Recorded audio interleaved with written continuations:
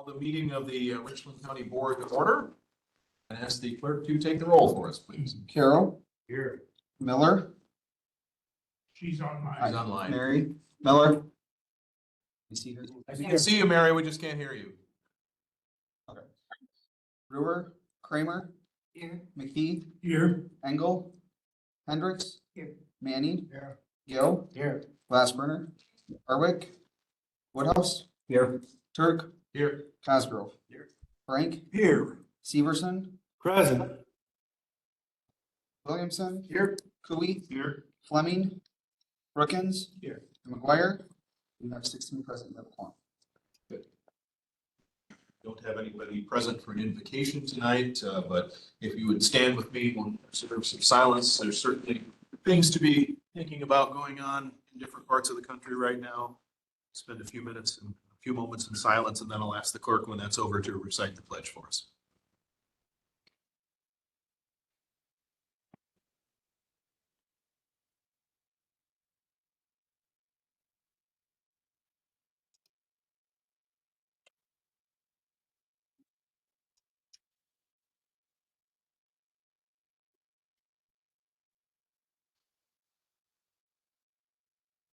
Thank you all. Clerk Kalish, you're.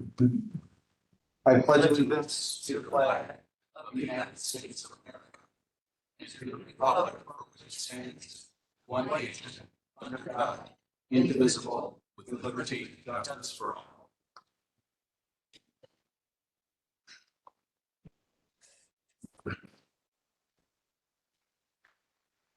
And was this meeting properly noticed? Are we in compliance with the open meetings law? Yes, Mr. Chair, we use properly noticed. Good. We have before us a 16-point agenda. Do I have a motion to approve the agenda? Motion by Mr. Henning, second by Mr. Frank. All those in favor of approving the agenda, please say aye. Aye. Opposed? Item 7 is public comment. Public that wish to comment to the board tonight, either in person or joining us online. For public comment? Hearing none, we'll move on to item number 8, which is appointments. The first one being interim county administrator. You should have in your packets, there is an MOU drawn up to appoint Derek Kalish as our interim county administrator. This is a recommendation coming from the Executive and Finance Committee. When we found out Candace was departing, we started talking about, okay, so what do we do in the meantime? We felt strongly that having an interim administrator of some sort was best. We spoke with John Hokemer at PAA, who had served as interim administrator for Richland County before. He was not available at this time. And so we talked about, okay, what are our options? And he said, you could look for somebody from outside to bring in. You could look to do something with somebody internal. You could look to do it with a couple of people internal. And as the committee discussed the possibilities and what seemed to make the most sense, what we hit on was an appointment of both an interim county administrator and an interim deputy administrator, which Josh Enzer has agreed to take on. So our first action would be to appoint Derek Kalish as our interim county administrator, effective when the administrative job becomes vacant, which is what, day after tomorrow. So discussion on that. The motion first, motion by Mr. Manning, second by Mr. Cosgrove. Now discussion. Any comments, questions? Otherwise, all in favor, please say aye. Aye. Anyone opposed? Carried. Second appointment is for interim deputy county administrator. We have not had a deputy administrator in the past. For both Derek and Josh, taking these roles on is in addition to their usual full-time responsibilities. And so we felt that having a deputy designated would be something very valuable. And somebody's going to Italy here for a little while. So having somebody running things well and really moving forward, that's something we should think about, is having a designation of a deputy administrator, even once we get a full-time administrator back in. But we have asked, and Josh is willing to serve as deputy administrator, starting the same time as Derek starts as interim administrator. And so I'll be looking for a motion to appoint as deputy administrator. Bob Frank makes the motion, Julie Fleming seconds. Discussion. Yes. Yeah, I had a question where it says, he may not be able to be present for all meetings. And, and I also had a question about, was anybody else brought, up about doing this and what qualifications are required? Well, I'll be real honest, the biggest qualification is willingness. This is not a role we've had before, so we didn't have a job description for it. We had knowledge that this is a big job, and to put it on top of somebody else's regular duties creates a lot of expectation. I don't know, Josh, if you'd like to speak to the not being able to attend all meetings. You obviously will still be highway commissioners. A lot of stuff. The highway commissioner is on those meetings, and when Derek can't be present at meetings, somebody else needs to be able to be present at that meeting. And then also on top of it, you're not looking for extreme qualifications, but you're looking for areas of expertise. Thank you very much. So Derek already having well-traversed knowledge in the county, and me having construction background with the radio tower project and the campus, so on and so forth, it makes sense to kind of distribute that work to different areas of expertise. And the executive and finance was very much in favor of that arrangement. Other questions? Mr. Chair, if I may comment on that as well. So the idea behind this is that obviously I will do the best I can to attend every meeting. So this item, I did draft. The MOU that you see before you was actually based on a document that I provided to Chair Turk that kind of outlined the duties that I felt that I could be comfortable and confident doing to meet your expectations and juggle all of these different things. Because I want to kindly remind you that although this MOU is for a county administrator, there's also a finance director position that's not filled. So I will also be helping with those duties as well. That's not outlined there. So it is impossible for me to attend every one of these committee meetings. We have extra executive and finance meetings too now. So it is imperative that I have someone else that I can rely on as well. Disclaimer, the trip to Italy was planned months ago. Had I known that, I would have made a different life choice, but that's not where we are today, right? So I intend to have Josh serve as backup to just assist with any other duties, because realistically, we are assuming a very large mountain to climb, and Richland County has historically not always planned ahead in terms of having succession plans and backups for people to do those duties. I can give you several examples throughout the years of how we have had one person be doing one duty, and if that person would ever leave, there's no one to fill those gaps. So this was something Candace and I were already discussing in terms of just continuity of operations. I couldn't sit here all night and tell you the degree of work that happens here. And it is imperative that we have someone else there. Like Josh said, his area of expertise for building stuff, construction stuff in terms of the projects that I've outlined that I'm able to assist with here, which would include the campus project, right? That's huge. The radio tower project, there are some of those things that I'm going to rely on everyone, not just Josh, but other department heads too, to collectively, meet these goals and be able to keep up with this workload together. So that comment about the meetings, that was actually probably from my original one. And I just wanted to make it clear to you all that as much as I would love to sit in every one of those committee meetings, it's not going to be humanly possible, because we're going to have to learn to manage expectations along the way. And I will sit in the meetings that I can, but I just don't want you to think you're going to see me at every committee meeting, because well, there's also 2 elections this year. I'm going to be spread kind of thin. So that's where that comment comes from, that Josh was probably taken from the MOU that Attorney Wendell kind of worked with both of us. So just to comment on that, that was probably sourced from me. But that was the intent of that comment, was to, and if you read that MOU, in particular mine and Josh's, it really does kind of outline those things that I feel like I can do in the capacity as the interim county administrator, as well as juggling all those other items that I just mentioned. So just some background on that. Thank you.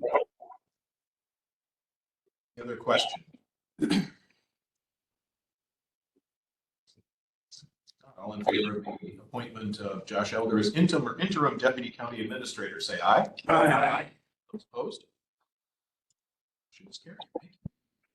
Moving on to item number 9, reports. Our final report from our current county administrator.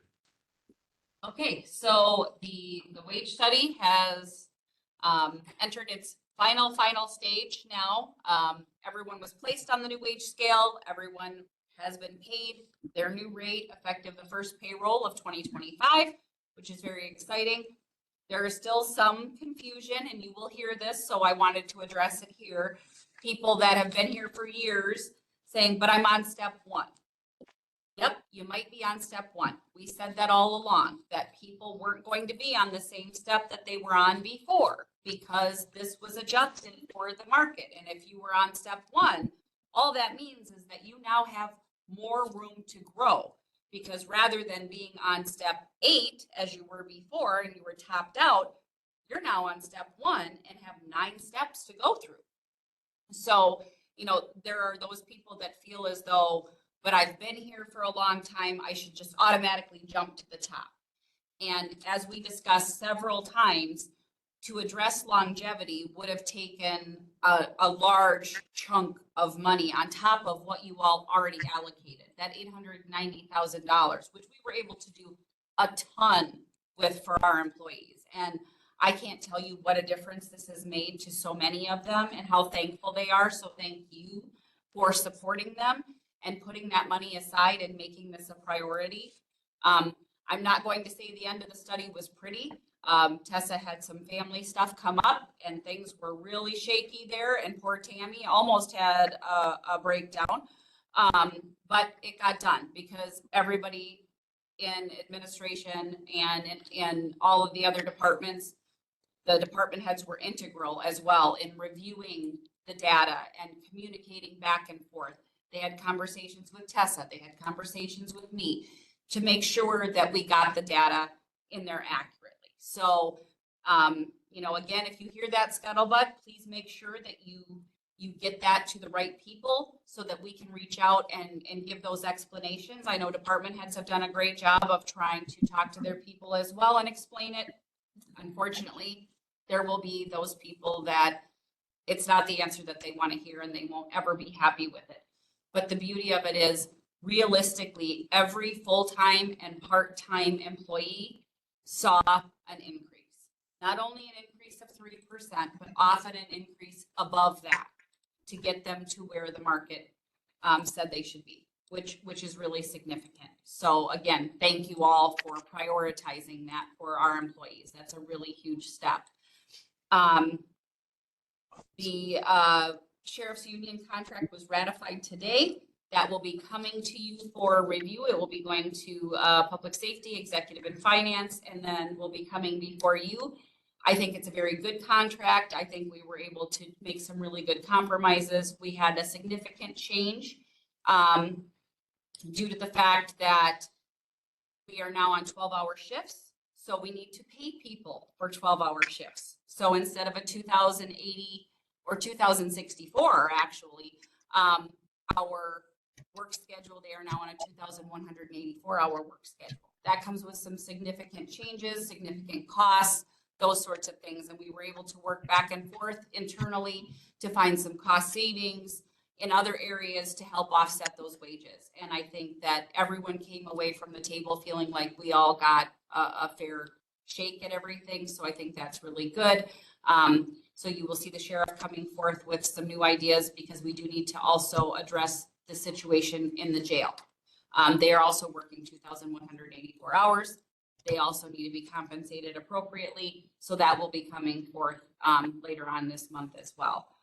As far as my departure goes, I have prepared kind of a transition document. I'm going to let Josh and Derek know kind of where I keep everything and how it's organized. And as I've said to all of you, and I've said to them, I'm not here anymore, but I am always available. And please call and reach out. My new employer is aware. They're more than happy to allow me to assist in any way, shape, or form necessary. I want you to continue down the path that we've started and be as successful as we can. And, you know, just because I'm not here doesn't mean I don't care. And I do care deeply about this county and about all the employees here. So with that, anything else I'm missing, Derek? All right. And thank you all. I've really appreciated all of my time here and all of the support that you've given me. Thank you, Candace. We appreciated what you've been able to bring to us in about a year and a half here. We wish you the best in your new opportunity, and you will be missed. Any other questions for the county administrator? Let's move on to item 10, the oh, I'm sorry, go ahead. Question for the wage scale. Will there be some sort of document or like policy or handbook on how that is rolled out? I mean, I know you have everybody placed on the scale where they should be now, but for like brand new employees and like when raises occur, will there be written guidance on that? Yeah, the policy is going to have to be modified because as it sits right now and what I've informed all of the department heads of is that we are no longer going to be following that policy because that would be meaning that we would be starting people at step 3 and then giving them increases after 6 months. We don't need to do that anymore. We're within the market. That was when we were behind in the market. And those people even that have been offered positions got an increase far sooner than they thought they were going to. So, you know, we've held up our end of the bargain as far as bringing them up and giving them more. So we're clean slating. And so realistically then step increases going forward, the hope is that COLAs and step increases will all happen on January 1. That will be far less tracking for anniversary dates and all sorts of other things. Everybody got the increase at the same time now this year. And then next year we could do everybody all at one time. So that is the intent, and that can be put into a document. Thank you. Any other questions? Now we'll move on to item 10, a resolution petitioning the Secretary of Transportation for airport improvement aid. So this will be resolution 25-1. I will not read the resolution in its entirety. This was provided to us from Mark Higgs, the airport manager director. I forget what his exact title is, but nonetheless, this is a resolution that's petitioning the Secretary of Transportation for airport improvement aid. So we get that's when we're ready. Okay, before we start discussion, do I have a motion on this? Motion by Mr. Gill, second Mr. Williamson. Now discussion. This comes to us from the airport committee. So the details on this, this is for the remodel and upgrade of the airport terminal building. The approximate cost of this project is $500,000. $450,000 of that is funded by the Fed on the federal level, $25,000 funded by the state, and then $25,000 funded by Richland and Sauk counties with a $12,500 split for each county. The 2025 portion of the project will consist of design elements and cost approximately $150,000. 95% of that is funded by state and federal government, and then $7,500 is funded between Richland and Sauk counties, with the split being $3,000 Richland County and $4,500 for Sauk County. So it's a two-phase thing. The first phase is in 2025. The next phase will be in 2026. Supervisor Williamson, if I've missed any details, feel free. No, that's the plan. My understanding is the building itself, the bones are in good shape, but it's showing its age on the outside and interior. It really needs some updating, We correct? looked into building new and up with current federal standards, we would lose a lot of square footage if we were to build a new building, tear that one down. So if we leave the footprint the same and just remodel interior, exterior, get it up to ADA, we can do that. 95% of it's paid state and fed money, so. Win-win for both counties. And somebody ever wants to see this one, the guys on executive and finance, I can get it put into our folders, but this one, I'll make sure Cardinal's okay with it. They shared it before. This was when we started the ditch project, the amount of wages by county. And at that time, a little over $14 million of their wages was going to Richland County residents. So that, and they were a big supporter of the airport ditch project. So They've made other investments on the property too. oh yeah, they just put up hopefully next year, this year now. When the weather's good, I want to have a meeting in their new hangar, and then we can tour the solar farm. That is less than a mile away from the airport. So when the weather is good, I was hoping to do it last fall. But they're not there. Question for myself or Derek? Just for clarification, this is the Tri-County Airport, correct? Used to be called, it's still called Tri-County. Can't really change the name, but Iowa County got out. Tri-County operated by two counties. It's a partnership between Richland and Sauk now that Iowa jumped out of it. And it is literally on the county line, Correct. so. But Cardinal is a heavy user of it, and there are others that use it too. Any other questions? All those in favor of the resolution, say aye. Aye. Aye. Resolution is adopted. Thank you. Item 11, resolution approving acceptance of a proposal from Public Administration Associates LLC for county administrator recruitment services. So this would be resolution number 25-2. Now therefore be it resolved by the Richland County Board of Supervisors that approval is hereby given to enter into a contract with Public Administration Associates LLC, also known as PAA, in an amount not to exceed $22,750 for services provided in recruiting to fill the county administrator vacancy. Be it further resolved that funding for this project shall be paid from the contingency fund, Fund 11. Be it further resolved that the Richland County Clerk or Richland County Board Chair shall have authority to sign all necessary documents in executing the intentions of this resolution. Be it further resolved that this shall be effective immediately upon passage. This is being offered to you by the Executive and Finance Standing Committee on December 23 of 2024. Okay, looking for a motion to discuss. Motion by Glassbrenner, second by Cooey. And I believe we have a representative or two from PAA online with us, correct? Yeah, can you hear me? Dave? Yes, we Brettel? can hear you, Dave. Oh, outstanding. Yes, Dave Brettel. And I could answer any questions. We would be honored to work with you on this recruitment. Many of you were here the last time, so our process would be somewhat similar to that. We have some different options for you, which can be discussed if you select our proposal that can reduce the cost of our services. But I'd be happy to answer any questions. We're ready to proceed with it whenever you are. Did utilize PAA services last time we recruited for a county administrator and kind of gave us a leg up on getting started this time. If you look at the document they sent us, they sent an example of recruitments they've done, one of them being our last recruitment for a county administrator. Mr. Carroll. Yeah, I was wondering if you could briefly walk through how the job description and job duties would be drafted and whether it would change much from what we've already have. Did you hear the question, Dave? I did, and if I would respond this way, we would certainly take a look at it and discuss it with you if there are any concerns that you have.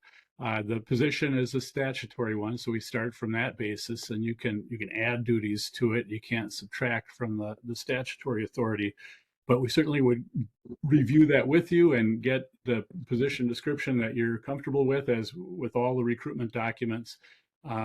I right off the top of my head, I wouldn't anticipate a lot of changes to it because we had reviewed it last time, but you may have some different experiences or things that you would like addressed. Other questions? Mr. Gill. Yes, I'm wondering if you get the contract, if you could put together a short synopsis, a paragraph describing the position so that we could send that out over, social media or whatever, and have a lot of people send it to a lot of places, if that would be possible. That's an outstanding idea. We've actually had a lot of success with the social media of employees and elected officials from the clients that we've served. So we would happily do that once we get an approved text for you. Thank you. Other questions? Chair. Yes, go ahead. Who does the background check on this individual? Do we? Is the county responsible for that? They do that? They do that. We would also have the ability, if we wanted our local investigator to do a more in-depth dig, we could opt to do that as well. Okay. They have indicated their willingness to do that with us, so. Great. Whichever way we choose to go, we can go with. That's correct. Thank you for that response. Other questions? Yes, go ahead. So like what happens if you feel you would prefer to go a different route with the hiring process? Is that gonna be brought up? Go a different route in what way do you mean? Well, I just feel like we're all on the county board and I feel that the group of us could make a decision for the next administrator. I feel that's why, you know, we're on the board serving the community The together. decision would be ours. I mean, they're not hiring the person for us. They're going out and recruiting and they'll bring us candidates. And Yeah, then, but I think with social media, the way it works this day, like there's pages right in our own community that reach out to 6,000 plus people. I just think this is a lot of money to be spending this way, and I feel that we need to take more time making such a decision with $22,000. That's just my opinion. Okay. Thanks for listening. other questions or comments? Chair Turk, you said Yes. this is coming from the contingency fund? Correct. Is that the, emergency? Is that the emergency fund or what is? It's a fund set up for unanticipated expenses, hence the name contingency, and we haven't had to tap that for a while, have we? Does anyone know how much is there now? Off the top of my head, no, maybe 175 to 200, somewhere around there. I don't remember exactly, but it's not used very often. So.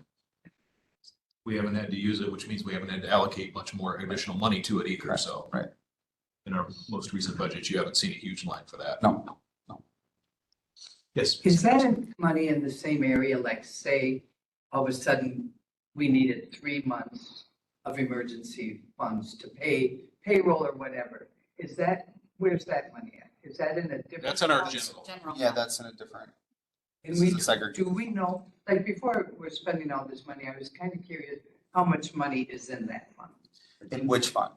The money. Contingency fund, is that what we're talking about? Yeah, General or, fund? I don't know the exact amount for the general fund off the top of my head. I mean, That's kind of a moving target. We have Right. difficulty getting to that. What our auditors always look at that at our last audit, our goal is to have 3 months of reserve at a minimum Right, in our right. general fund. Right. In our last audit, I believe we were on Yes. target with that goal. Yes. we were, okay. And we haven't had to tap fund balance for any other expenses recently. Our budgeting has been good, so Yeah, so I'd like to see that before I may. we'll see that report again when we get the next audit. The auditors will present in January In January, yeah, next board meeting, we get our audit report, so, for 2023. That is. yeah. it's- We're always a year It behind. takes a while. They get it to us, so. Other questions? There are none, then all in favor of approving the resolution to enter into contract with PAA, say aye. Aye. Any opposed? Record 1 vote no. The motion is adopted. Thank you. So Dave, we'll be in touch and get our next steps moving. Thank you. Thank you for being here. Thank you. Good night. Item 12, resolution approving creation and filling of a payroll and benefit assistant position. 1 second. Okay, this will be resolution number 25-3. Now therefore be it resolved by the Richland County Board of Supervisors that the creation and hiring of a payroll assistant position is approved. Be it further resolved that this resolution shall be effective immediately upon passage. For the resolution, do I have a motion? Motion by Mr. McKee, second by Mr. Manning. And discussion. This is separate from finance. The finance director is. Yes, this would be a centrally identified position. It's within our administrative cluster. With all the changes we've had going on, we got a lot of stuff that needs to be done, not to mention implementing our new computer finance system. And so there have been conversations, how can we most effectively bring a group of people together to cover all the things that need to get covered? And Candace, I don't know if you or Derek want to talk about the specific decision here with this position. So this was actually in discussion even before I stepped away because of the fact that the payroll is such a cumbersome process as it sits now. Will it eventually get better? Yes, but that's at least a year, if not a year and a half away at this point. And so one of the ideas that we had is we're going to start this person as a payroll assistant and then cross-train them as well into county clerk duties. assisting with some of the finance and accounts payable. So they will be doing a number of things so that when and if the implementation of Tyler comes, and if payroll suddenly gets miraculously far less cumbersome, this person will have other duties that they are able to do or are able to fill in. Or let's say we have another vacancy in the office and that person is cross-trained and they can slide into that position. So it's really kind of their main duties will be to assist and help with the Tyler implementation. This is the thing that no one's thinking about either. Not only is the implementation very taxing, but you have to run dual payrolls. You have to run payroll in two different, and right now, I don't know if anyone realizes the gravity of the amount of time it takes to do payroll. But we are doing payroll. Most entities do payroll every 2 weeks. Tammy does a payroll every single week, and not just one, multiple payrolls every single week, because we have 495 people that need to get paid. And one person processing all of that has gotten to the point where it's humanly not effective, not efficient, and not fair to her. The amount of overtime that she has to put in to get payrolls processed, even with the assistants in various departments. Various departments do the initial work. That is true. They review things, they try to find errors, they try to make corrections, but at the end of it, all of the actual processing, all of the actual entry, all of that stuff, plus benefits billing, corrections, all of that is being done by only Tammy. So this is where this position is needed no matter what. And if by chance, once Tyler is in, there's a significant change, we're building in some contingency so that this is more of a multi-purpose position as well. Did I miss anything? No, I think that's the take-home message here is, as it sits right now, I will just put this out very bluntly.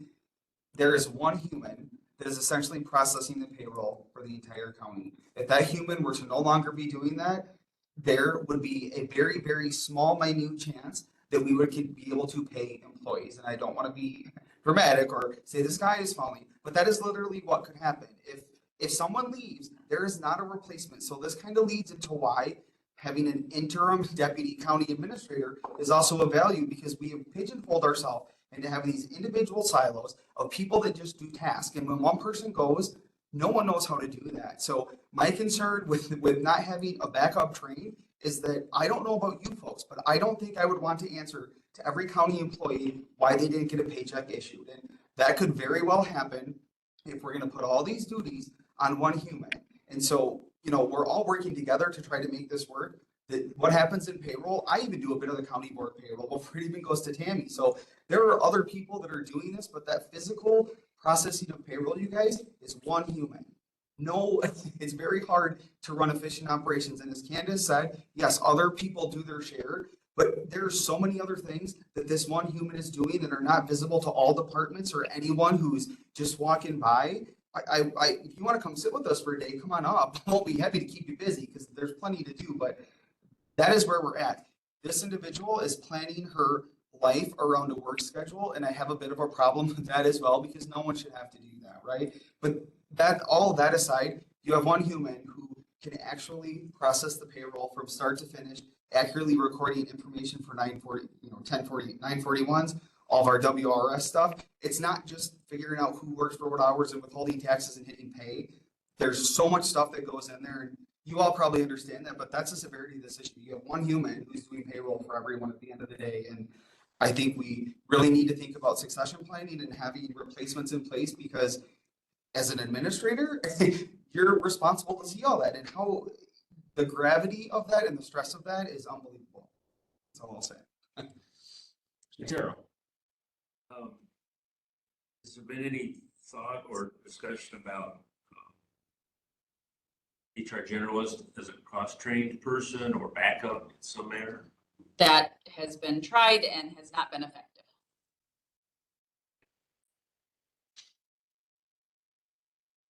Other questions? Supervisor Flynn. I have a couple questions. First one is, was this budgeted for this position, since it's been in the works and talked about, but No, it wasn't budgeted because it wasn't No, but if you look at the resolution, we did have budgeted in our budgeting for a full-time corporation counsel position that we opted then not to do. So we have budgeted money available that we could shift to cover this. Yes. So it won't be any increased costs. And actually with the savings as well, in overtime, and that was a low estimate of $11,000 that we're paying now.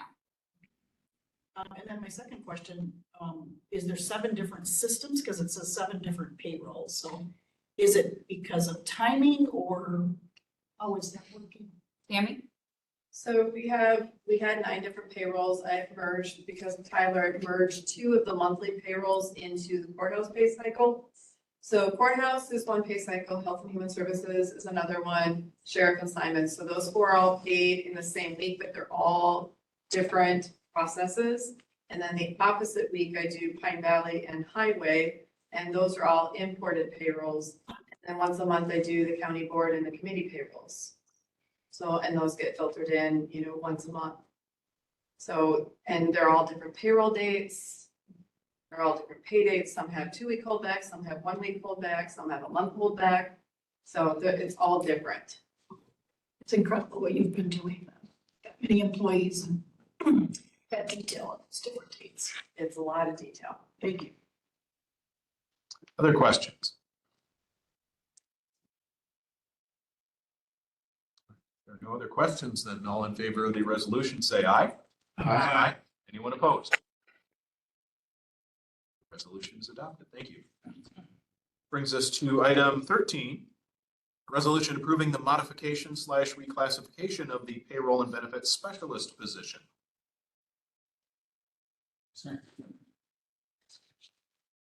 All right, resolution 25-4. Now therefore be resolved by the Richland County Board of Supervisors that approval is given to reclassify / modify the current payroll and benefits specialist position to the payroll and benefits administrator position. Be it further resolved that this resolution shall be effective immediately upon passage. Heard that resolution. Do I have a motion? Motion by Mr. Manning, second by Mr. McKee. Any discussion? So this is simply modifying then Tammy's role, because if she is going to have an assistant, then she needs to have some supervisory authority, the ability to give direction and to train and do all of those things. And so that's really what this does, is gives her then that bit of authority over that position, to guide, train, mentor, teach, all of those things, to assist her. Questions on that? Mr. Cooey? This really isn't a modification, it's a new position. Nope. No. No, it's the exact same position that she has. The only thing we are doing is giving her now some managerial authority that she didn't have before. Other than that, there's been very little modification to her job description. So let me ask one question. So the second bullet point under the duties and the actual description talks about overseeing the orientation process for new employees. Mhm. Is that simply for the benefits portion of it, or is that the whole HR orientation process? So Justin is doing the orientations now to take that off of Tammy's plate, but she still has to oversee and make sure all of that information that is being provided is accurate and timely. Because benefits change, costs change, WRS, ATF, they're constantly changing different things. So she makes sure that all of that information, all the forms, all of that stuff that's being given to those employees is the most up to date and accurate. So that's not a change in her position? No, description? she's always done that. So what is the current pay grade that this position has been receiving? H, wasn't it? H. H, yeah, because it went up. H, J, K. Yeah, I It think went H is correct. Is that like, isn't that like what an LPN makes at a healthcare facility? Aren't they right around there too? think? I would have to look at the new wage scale. I have no idea. So with the increase, where does that money, where are we getting that money from? The budget? That was that's figured in with the wage study. at Oh, this point. isn't a change from, It's a minor change. I mean, it's not a huge, significant change. It's not like we're adding a new position. This is a difference of, a few $1,000s that can be absorbed within the cost of the wage study. got it. Other questions? And she'll now be considered grade K Correct. instead of grade 8. That is what has been recommended by Tessa, yes, That's based on the revised job description. based on the revised job description. Other questions? Well, it's just whatever. So just understanding these pay grades, right? So we're all step one. So I'm assuming that $53,000 is the pay grade for H, and that's where they're at, because it says pay grade H range from 53 to 66. Right? Yes, And then pay grade J or whatever is basically the top of this, 66. So you got, nope, they don't necessarily go that way. well, but, okay. I think that's what we need to understand, because there's probably 10 or 15,000, $20,000. And it probably ain't a lot to talk about, but we just said we wanted to talk about $20,000 for another thing we're doing. That's where I'm confused, because we say we're gonna save $11,000 in overtime, but we're not really saving that $11,000 if we put the person in a different position that raises it. You see where I'm going with that? I do, yeah. So I think we just need to understand the money of it. It's not that I'm against it, it's just I need to understand the money of it, because I don't think there's a savings. I don't see where there's a savings. We're adding a position and we're raising the current person's wage, which is fine, but there's not a savings there by adding a position. No, agreed, there's not. Overall, there's That's not a what huge it savings. says. Well, Tammy won't have the overtime is what that point was really about. And then we're taking money that we had already allocated for another position that we're not spending that will cover the new position and the additional cost for the wage that Tammy has, which, you know, can be absorbed. You can look at it two ways. It can come out of the corp council line, or it can be integrated into the wage study, either or. It's not a significant change there. Well, the position is a significant change because it's another $50,000. The new Listen. position is, yes, the new position. But this all goes together. You don't have to do position, if Tammy doesn't move to a different position. You see what I'm saying here? It's $50,000 is what it is. I realize it was already budgeted, but I think we just need to understand, because it doesn't portray what it actually is in these resolutions. That's all I would like it to be more clear that, one, the overtime savings can come out of that. And then two, you know, like I said, I'm not against the position, but I'm against the way it's written, because it doesn't portray what it really is. I think it needs to be more defined. This is coming out of the budget. Both of these monies are coming out of the budget. There isn't a cost savings, there's a cost addition. So I think we just. Mr. Chair, Yes, Mr. McKee. what you're saying is there is no real savings That we will not spend less money. here, right? No, there isn't any. Dollars. But to state that there is a savings, It does state overtime savings. says, yeah. And if we're, you know, Yeah. it says overtime savings. And I get that, but if overtime is something that we're watching out for and we want to reduce so that, you know, employees are taken care of and whatnot, that's what it does say.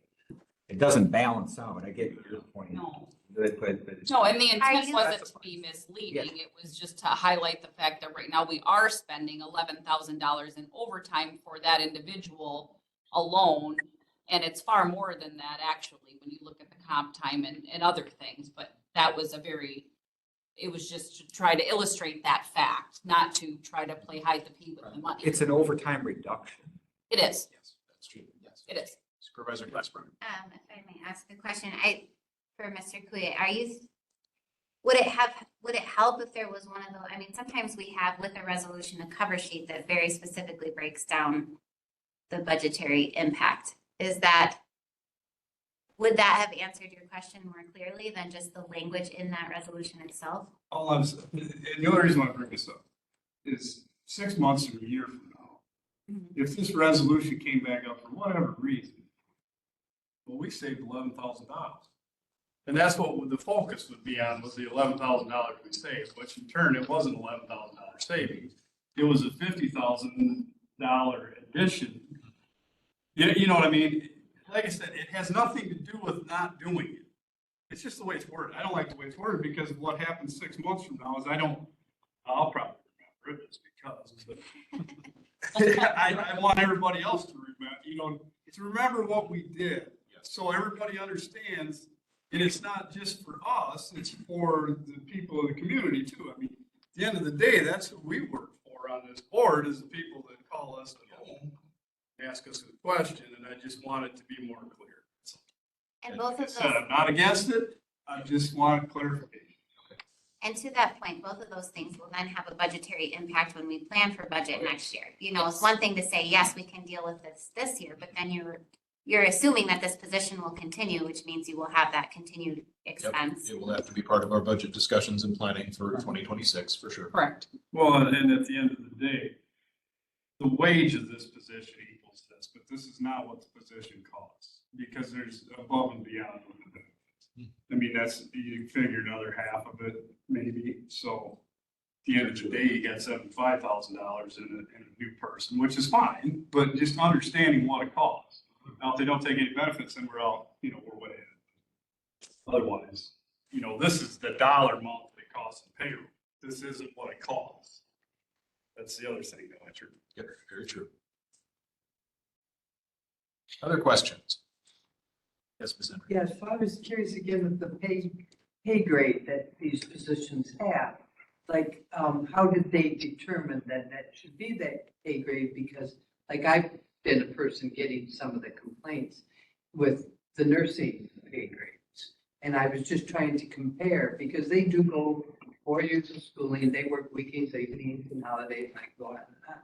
I'm just curious, when this new person starts your position, for example, should she be getting paid what somebody, gets paid that has been already employed for many years, and is working as a nurse? Pay grades are determined based on everyone filled out a PAQ, which is a position analysis questionnaire. They were given multiple reviews of those. Those then went to DDA. They looked at them, they analyzed them, they gave them all a point value. What you need to understand is just because somebody has a 4-year degree does not mean that they are of greater value than someone else.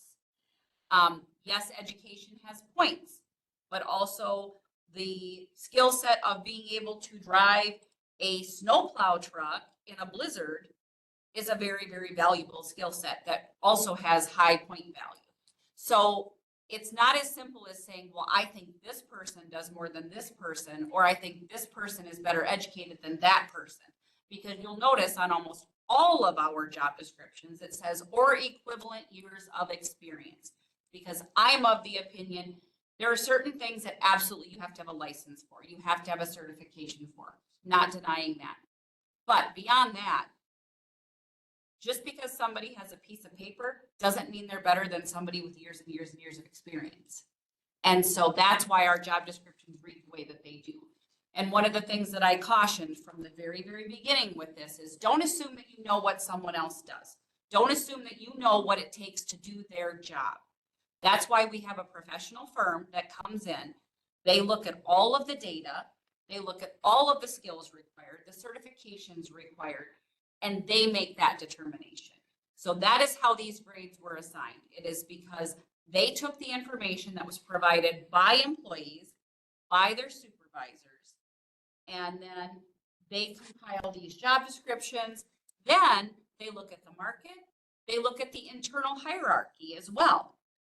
And that was part of the end piece of this whole wage study, was making sure our internal hierarchy was accurate, meaning that a supervisor at Human Services or a social worker at Human Services needed to be paid the same as a social worker at Pine Valley, or different things like that.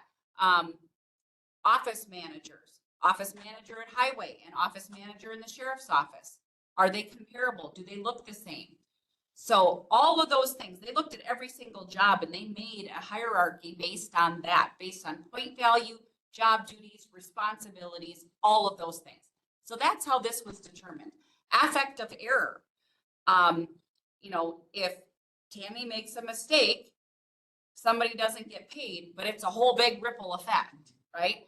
If a nurse gives a wrong medication, that can be a really bad thing. So all of those things also weigh in on how these grades were determined. So it's a huge process. It's not like somebody's just picking something out of the air saying, oh, I think this looks pretty good.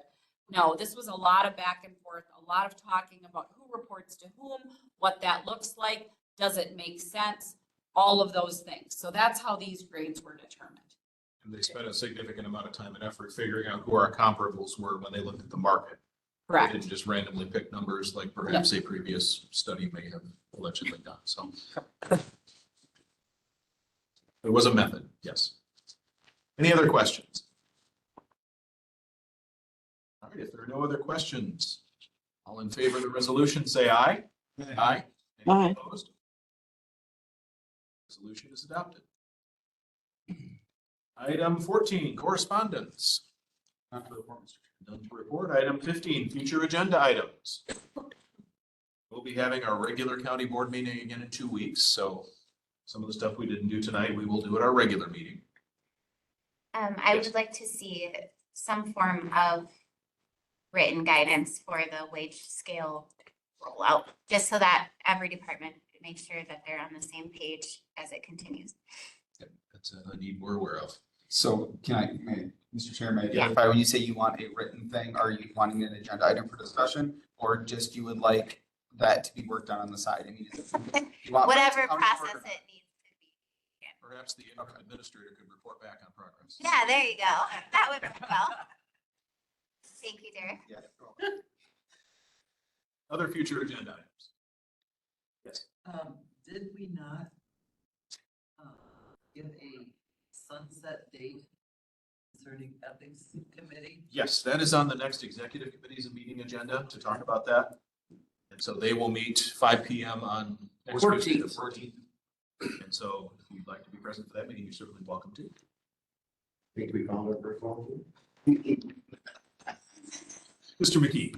I may or may not be coming in. I'll be in Puerto Vallarta. Oh, it's more farther south than Florida even. Yeah. Well, if you're somehow able to join us, I would be jealous. Yes, rubbing it in. Any other future agenda items? All right, if there are none, I need a motion to adjourn. Mr. Manning makes the motion, Supervisor Glassbrenner seconds. All in favor, say aye. Aye. Aye. We're adjourned. Yeah, there's some snacks over here.